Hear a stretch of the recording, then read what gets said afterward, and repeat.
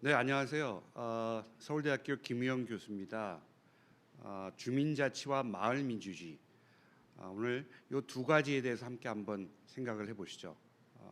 저는 아무래도 대학에서 가르치고 있고 연구를 하다 보니까 기존의 그 연구를 중심으로 왜 주민자치와 마을민주주의가 중요한지, 우리에게 꼭 필요한지 이런 말씀을 좀 드리고자 합니다.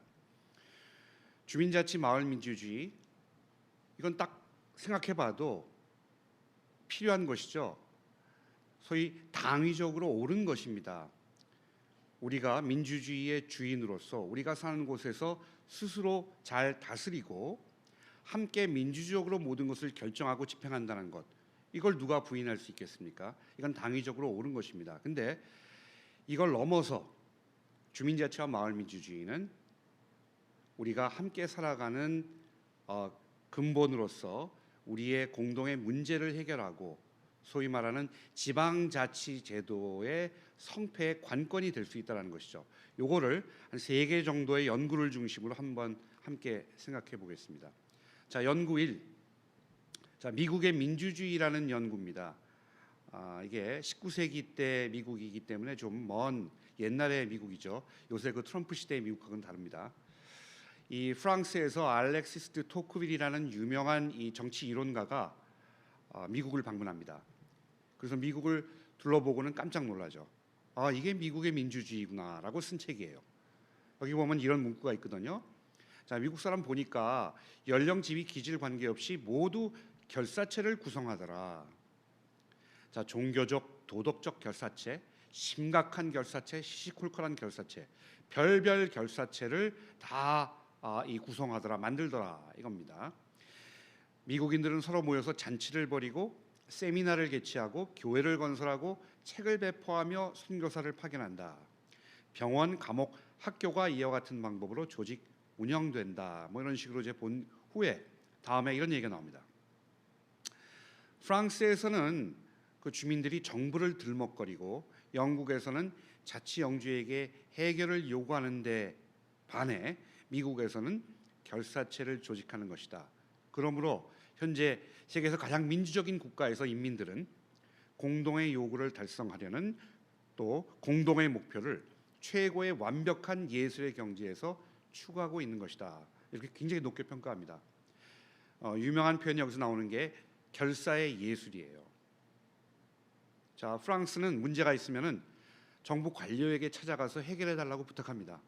영국에서는 자신의 영주를 찾아가서 간청을 합니다. 미국인들은 서로 모여서 공동의 요구를 달성하려는 공동의 목표를 아주 완벽한 예술의 경지에서 추구한다. 이렇게 얘기하고 있는 것이죠.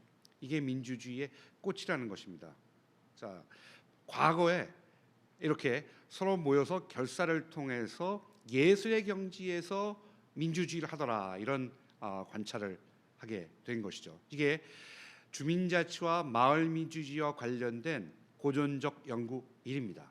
자, 이러한 민주주의가 가능하다는 것이죠.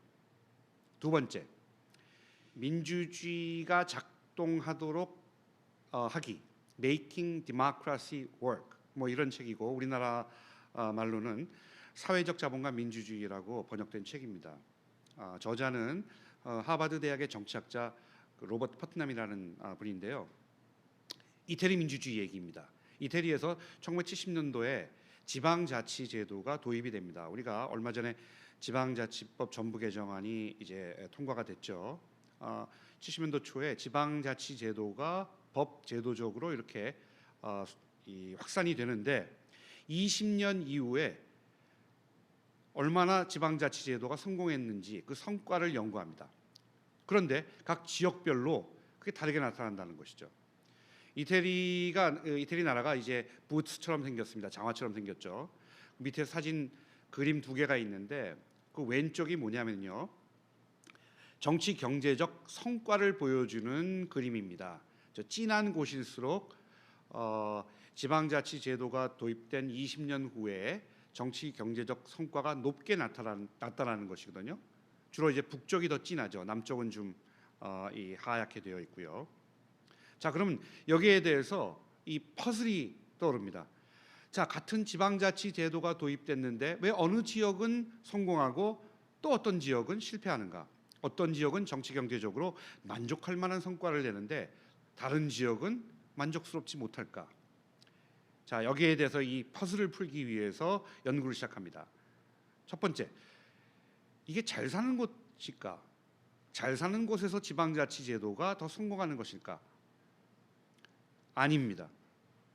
두 번째, 교육을 많이 받은 곳에서 더 성공한 것일까? 아니었어요. 같은 지방자치제도가 도입되어 있는데 경제적 수준이 높은 곳에서 성공한 게 아니더라는 것이에요. 또 교육 수준이 높은 곳에서 성공했느냐? 그것도 아니라는 것이죠. 그래서 이 퍼즐을 풀기 위한 연구는 계속됩니다. 근데 보니까 자, 오른쪽에 같은 그림이 있는데 비슷하죠? 북쪽은 좀 진하고 남쪽은 하얗습니다. 이게 뭘 보여주냐면 시민 공동체, civic community예요. 그래서 이 기본적인 주장이 이겁니다. 이태리에서 지방자치제도가 도입된 20년 후에 각 지역마다 정치 경제적 성과가 다르게 나타났는데 그 원인은 무엇이냐? 잘 사는 곳, 경제 수준이 높은 곳, 많이 배운 곳, 교육 수준이 높은 곳이기 때문이 아니라 시민 공동체가 자리 잡은 곳, 저자가 얘기하는 사회적 자본이 축적된 곳, 시민사회 의식과 역량이 있는 곳에서 지방자치제도가 성공할 수 있었다는 점을 보여준다는 것이죠. 시민 공동체가 구축이 되면은 주민들이 조직화가 수월하고 이들은 보다 효율적인 공공 서비스에 대한 요구를 하게 되고 정부는 무시하지 못합니다. 반대로 이들은 공동이익을 위해 협력할 줄 알고 따라서 정책 실현의 일익을 담당함으로써 정부 정책이 성공할 수 있다는 것이죠. 그래서 잘 요구하고 또 잘 협조할 줄 안다라는 것이죠. 이런 곳에서 지방자치제도가 성공하다라는 겁니다. 그래서 기본적인 주장은 마을자치와 주민자치와 마을민주주의가 잘 되는 곳에서 지방자치제도의 성과가 더 높게 나타날 수 있다라는 것이죠. 자, 이게 고전적 연구이입니다. 세 번째, 이거는 이제 공유의 비극을 넘어라는 책인데요. 이 오른쪽 사진을 보시면 여성학자죠. 이 엘레너 오스트롬이라는 정치학자입니다. 이 정치학자가 이 책을 써서 노벨 경제학상을 받습니다. 자, 공유의 비극을 어떻게 넘냐에 되는 것이죠. 공유의 비극, 공유지의 비극이라고 많이 이제 불리는데 여러분들 아시죠? 같은 공유하는 목초지를 목장주마다 서로 남용하다 보니까 공멸하게 되는 상황, 이런 상황이 많습니다. 우리에게 주어진 공유자원, 목초지일 수도 있겠습니다만, 뭐 어자원, 수자원, 뭐 도로, 공기, 또 우리가 사용하는 이 IT 기술의 공공재들 이런 게 다 공유자원이죠. 이거를 둘러싸고 서로 사익과 사익이 부딪히면서 남용할 경우에 공멸한다. 이걸 어떻게 해결하냐는 거예요. 방법은 한 세 가지 정도가 있습니다. 첫 번째, 국가의 방법이죠. 국가의 방법은 자, 공유자원 남용하지 마라고 강제하는 방식입니다. 제재하는 방식이죠. 국가가 법과 정책으로 강제하고 지키지 않을 경우에 제재하는 이런 국가의 방식이 있고, 시장의 방식은 공유자원을 사유제화하는 겁니다. 일단 사유제화하면은 자신의 것을 남용하지 않을 것이고 더 경쟁적인 체제 안에서 효율적으로 공유자원 관리할 수 있는 게 아닌가. 이게 시장의 방식이에요. 자, 그런데 이 두 가지 방식이 다 실패하더라는 것이죠. 국가는 완벽하지 않습니다. 국가가 모든 정보를 가지고 있지도 않고 어느 곳에서 얼마나 남용되는지도 잘 모르죠. 모든 것에 가장 효율적인 어떤 법과 제도와 정책을 마련할 수가 없습니다. 국가의 실패 현상이 있어요. 자, 시장 언뜻 생각하기에는 굉장히 효율적이고 아주 간단한 방법 같습니다만 그렇게 일이 간단치 않다라는 것이죠. 자, 공유자원을 어떻게 사유제화하죠? 목초지가 있을 때 어느 부분을 누가 갖죠? 자, 어자원이 공유자원이 있는데 어자원을 어떻게 서로 나눠가질 수가 있습니까? 공유자원 자체가 사유제화하기가 우선 어렵고 사유제화하기에 굉장히 갈등을 유발하고 정치적인 문제입니다. 둘째, 사유제화할 경우에 나타나는 여러 가지 시장의 실패 현상이 있습니다. 한 가지만 말씀드릴게요.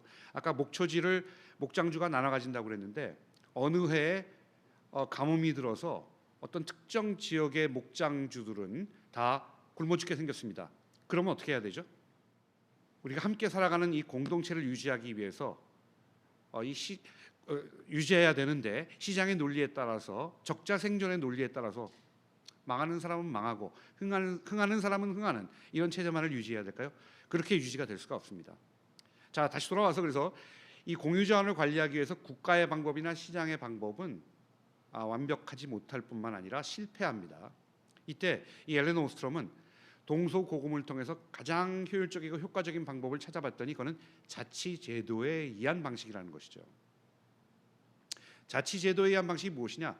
공유자원, 목초지건, 어자원이건, 또 수자원이건, 공기건, 아까 다 말씀드린 거 있죠. 이런 공유자원을 그 지역의 사람들이 모여서 어떻게 잘 사용하고 관리할 것인지 같이 고민하면서 아이디어를 내고, 서로 간에 약속을 통해서 어떠한 규칙을 만들어서 지키고, 그 약속이 지켜지지 않을 때 또한 감시도 하고 점증적으로 제재도 하는 이러한 자치적인 방식을 만들었을 경우에 가장 효율적, 효과적으로 공유자원을 관리한다는 것이죠. 자, 목초지가 있을 때 목장주들이 모여가지고, 자, 이걸 우리가 이 정도의 사용을 하고 이렇게 잘 남용하지 말고 관리를 하자라고 약속을 합니다. 그리고 스스로 그걸 지키는지 같이 감시를 하고, 만약 약속을 어겼을 경우에는 점증적으로 조금씩 스스로 제재를 하고, 갈등이 생겼을 때에도 스스로 갈등을 해결하는 이러한 자치적인 방식으로 관리를 할 경우에 가장 효과적이고 효율적이었다는 것이죠. 자, 이걸로 노벨상을 받았습니다. 자, 국가 시장의 방식이 전혀 필요하지 않다는 건 아니지만 이런 자치적인 방식이 굉장히 효과적일 수 있다는 것이죠. 이게 고정적 연구 세 번째입니다.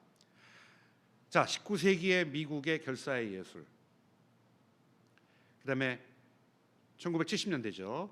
이태리의 지방자치제도의 성패, 그다음에 동서고금을 통해서 어떻게 공유자원을 잘 관리할 것인가의 문제에 있어서 이 기존의 고전적 연구들은 바로 주민자치와 마을민주주의가 그 열쇠가 될 수 있다라는 얘기를 해주는 겁니다. 그래서 돌아와서 당위적으로도 우리가 당연히 해야 되는 것이지만, 실제 주민자치와 마을민주주의는 우리에게 꼭 필요한, 우리의 삶에 꼭 이렇게 중요한 그런 어떠한 이 열쇠를 제공할 수 있다는 것이죠. 자, 이제 우리 한국의 사례 딱 한 가지만 더 말씀을 제가 드릴게요. 성북구 사례입니다. 성북구 동행 아파트 사례와 모의 시민의회 제도인데, 제가 성북구민입니다. 그리고 이 당시에 지금 김영배 의원이 성북구청장이었을 때인데, 그때 이 동행 아파트 사례와 모의 시민의회 제도를 저도 관여를 했고, 특히 모의 시민의회에는 제가 시민의회 의장으로서 좀 굉장히 많이 배우고 함께했던 그런 경험이 있습니다. 자, 이게 뭐냐면요, 이 최저임금 시대 경비원 우리 아저씨들의 임금 문제를 어떻게 할 것인가죠.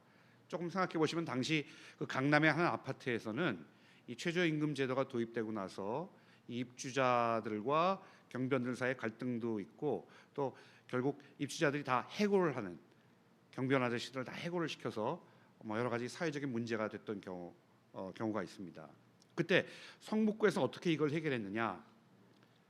서로 동행하자라는 것이죠. 같이 행복하자라는 이러한 방식으로 이 문제를 해결하고자 했다라는 것이에요. 그래서 사진을 보시면은 경비 아저씨와 주민들이 같이 이렇게 엄지척하고 사진 찍고, 또 오른쪽 보면은 주민들이 함께 모여서 회의를 통해서 어떻게 동행할 수 있는 것을 이렇게 회의를 하고, 이 결과 보시면은 이 정부의 이 사회적 가치 구현 지자체 경진대회 우수 사례로 선정이 됩니다. 밑에도 보시면 이 주민들이 모여서 같이 회의도 하고 이게 손을 들고 결정을 같이 하고 이런 게 있죠. 또 오른쪽 기사를 보시면은 주민 경비원 갑을이 아닌 동행 관계다. 그래서 밑에 보시면 가윈일 칼잡이 봉사도 신명납니다. 이런 기사가 있죠. 자, 이게 어떻게 한 거냐면요, 최저임금 제도가 도입되어서 이 강남의 한 아파트처럼 경비원 아저씨들을 전부 다 해고하는 방식이 아니라 주민들이 머리를 맞대고 스스로 자치적인 방식을 생각해냅니다. 한 아파트의 사례인데요. 위에 보시면 경비원 고용, 아파트 절전소, 가로등 LED 교체를 통해 관리비 절약, 경비원 임금 인상 및 고용 보장, 이런 얘기가 나오죠. 이게 뭐냐면은 관리비의 가장 큰 부분은 전기비더라. 그러니까 오히려 절전소 혹은 LED 교체, 가로등을 LED로 교체해서 전기비를 아끼고 그 돈으로 경비원의 임금을 인상하도록 하자. 그다음에 또 경비원 아저씨들도 예를 들어서 일을 좀 시간을 줄이는 겁니다. 주말에는 6명이 일할 것을 한 3명이 일할 수 있죠. 뭐 택배도 없고 그다음에 뭐 쓰레기 처리도 없는 날 이렇게 일하는 시간을 좀 줄이고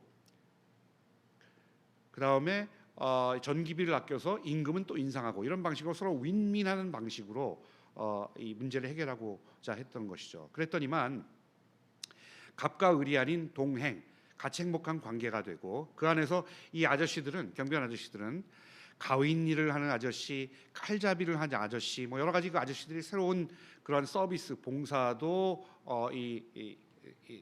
일어나면서 신명나게 일하는 그런 공동체가 활성화됐다라는 것이죠. 아까 엘리너 오스트롬 얘기를 할 때 국가의 방식, 시장의 방식, 자치제도의 방식이라고 제가 말씀을 드렸죠. 최저임금 제도가 도입돼서 최저임금 제도에 따라서 지키지 않을 경우에는 제재를 가한다. 이건 국가의 방식입니다. 또 제재와 함께 고용안정기금에서 조금씩 도움도 주니까 이건 채찍의 방식이에요. 즉 국가의 방식을 통해서 이 문제를 해결할 수도 있죠. 시장의 방식이 뭐냐면은 바로 그 강남의 아파트의 방식이 어쩌면은 시장의 방식이라고 할 수도 있겠습니다. 자, 비용이 올랐으면은 그만큼 해고를 하자. 경비 아저씨를 기계로 대체하자. 아니면은 같은 가격이면 젊은 경비원을 고용하자. 이런 게 시장 논리겠죠. 시장의 방식이 있을 수 있는데 이 두 방식이 다 제대로 작동하지 않았고 성북구처럼 자치제도에 의한 방식이 유효했고 효과적일 수 있었다는 것이죠. 자, 최저임금제도 지키겠다. 그 다음에 우리가 효율적으로 잘 이 경비원 또 이 고용 안정도 중요하지만 경비원 제도도 우리 활용해야 된다. 다 안다. 자, 그러나 가장 효율적인 것은 우리가 머리를 맞대고 고민하건대 자, 전기료도 좀 아끼고 고용 부분은 우리가 인상을 해주면서 더 많은 서비스를 받을 수 있는 것이다. 그럼으로써 경비원 아저씨들도 고용이 안정되고 또 입주자들도 더 많은 서비스를 받을 수 있는 이런 윈윈 시너지의 관계가 가능하다는 것이죠. 즉 국가의 방식, 시장의 방식뿐만 아니라 이러한 자치제도의 방식이 있고 이게 더 효과적일 수 있다라는 것을 보여주는 겁니다. 성북구의 이분들은 저 아래 사진에 보는 것처럼 서로 모여서 결사를 했습니다. 그래서 시민의회라는 것을 한번 조직을 했어요. 그래서 하루 온종일 이 뭐 모둠 토론과 전체 토론과 또 전문가들의 어떠한 그 이 전문 의견 개진, 그 다음에 입주자 대표와 경비 아저씨와 관리소 소장의 이러한 여러 가지 토론 이런 걸 거쳐서 마지막에 결의안을 냈습니다. 성북구에서는 갑을 관계가 아니라 같이 행복한 동행 관계를 우리가 만들자. 모든 아파트를 동행 아파트로 만들자. 이러한 결의안을 냈어요. 이 결의안을 구청장님께 그 당시 이제 김영배 구청장이죠. 구청장께 제시를 하고 이 어떤 구속력은 없었습니다만 굉장히 서로 간의 약속을 통해 가지고 이게 확산이 되면서 바로 동행이라는 그러한 어떠한 사례가 이 자치를 통한 사회 협약이죠. 이런 제도가 나타나게 됐다는 것이죠. 자, 여러분 이 세계의 고전적 연구 그리고 한국의 성북구 사례, 자, 이걸 통해서 여러분들이 마음껏 상상을 해보시고 같이 고민도 하고 또 여러분이 사는 곳에서 실현을 해보시기 바랍니다. 주민자치와 마을민주주의, 민주주의의 성패 관건입니다. 자, 이것으로 제 말씀을 마치도록 하겠습니다. 감사합니다.